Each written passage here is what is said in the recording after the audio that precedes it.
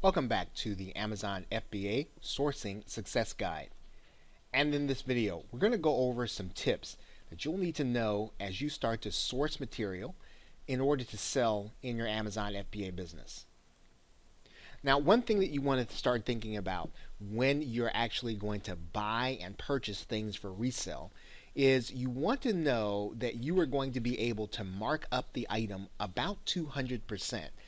That is a standard practice for Amazon FBA sellers. If you don't think that you're going to be able to mark up your items by 200% in order to get it to sell, it's probably not going to be a good idea in order to buy the material, because you're going to have shipping, you're going to have labor, you're going to have all these other things that are going to impact how much profit you are actually going to make. So every time you actually see an item, you need to have that operating in your head. You need to have that context as you approach an item. One thing that lots of Amazon FBA sellers will say is that you want to eventually become an expert in one or two categories. And this is because you'll then start to be the beneficiary of understanding a market. You'll start to understand trends in terms of how items are marked down that you can actually source. You'll then start to understand what people are buying. So eventually what you want to start doing is becoming an expert in a particular category.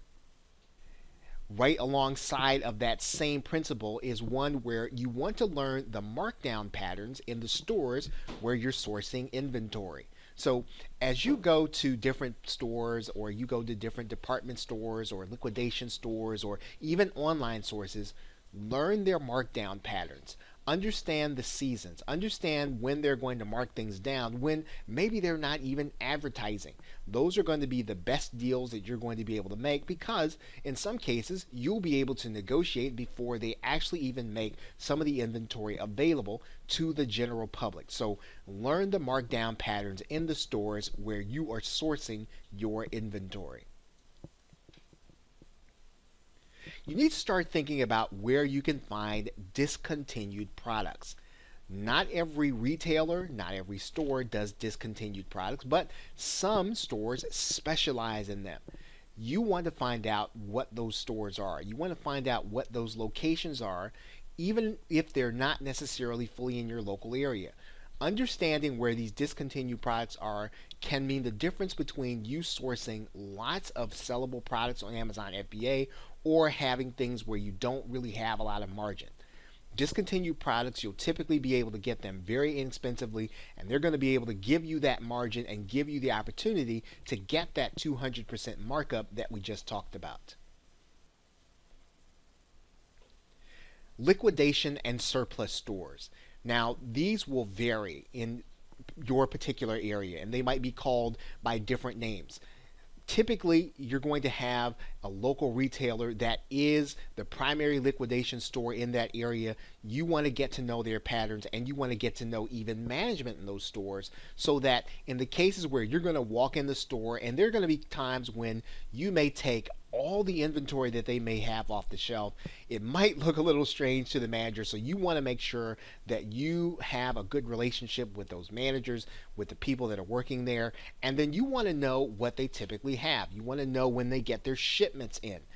Get to know these stores in particular, because these are going to be the places where you're going to be able to get good deals. And again, the best deals you're going to be able to get even from these stores are going to be unadvertised. So you want to be able to get some of those things either after a sale has happened, maybe it's been unsuccessful, or before it goes out to the general public. So understand and really take note of the liquidation and surplus stores in your local area. Now, a number of expert sellers report that when they buy from liquidation houses, typically they'll end up having to buy a pallet. So this is the kind of thing where you're going to be able to walk in and buy a shelf load. You're typically going to have to buy a pallet load.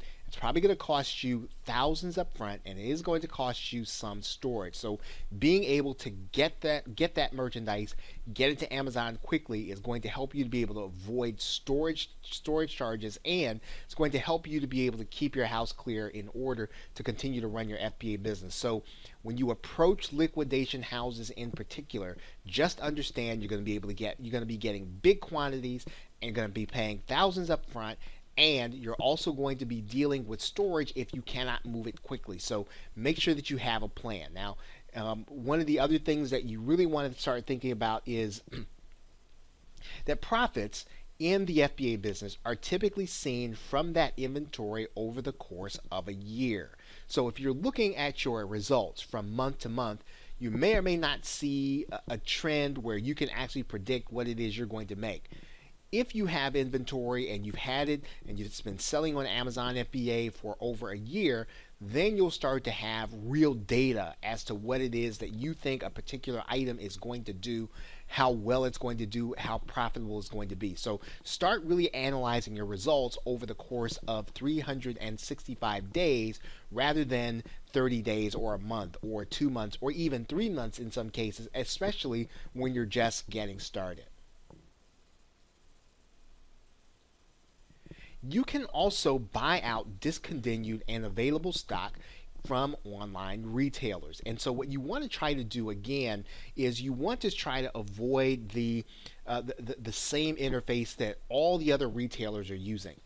Always try to make a telephone call. Always try to get to talk to someone in person. See if you can get the email address of someone who is actually behind that online retailer, because that's where you're going to be able to talk to that person, find out exactly what quantity they have, negotiate a deal, and sometimes you'll be able to walk away with a better price than everyone who's approaching that same website online. So again, be ready to try to clear out anything that you see that's discontinued online or even offline. Now, one of the things and tips that a lot of FBA sellers do over time in terms of sourcing is they consider hiring virtual assistants. And this really helps them to be able to, again, find those deals online, to get the phone numbers, to get the email addresses, to be able to do some of the legwork that they're not able to do and don't have time to do. Well, these are the kinds of things you want to have your virtual assistant do, to find all of the deals in a particular niche that are online, to be able to track them down, to be able to get a sense for what's available and then what has your required markup. So hire a virtual assistant as you start to grow your business, because again, that virtual assistant will be able to consistently get you better inventory, better deals, and it will help you to scale up your business. Consider hiring local sourcing assistants. Now, this is the same as a virtual assistant, except that this person will be in your local area looking for deals. They'll be the ones at the surplus stores. They'll be the ones at the retail stores. They'll be the ones talking to the managers.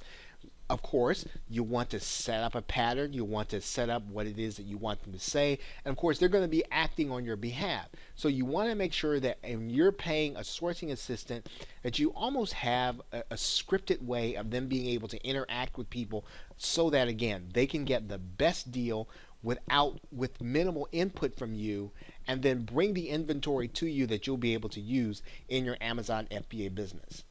Now, these tips are for you that will help you to source better. It will help you to source more effectively. And again, to find the inventory in these places that we're going to be talking about here in this course. Okay, so with that, thanks, and I will see you in another video.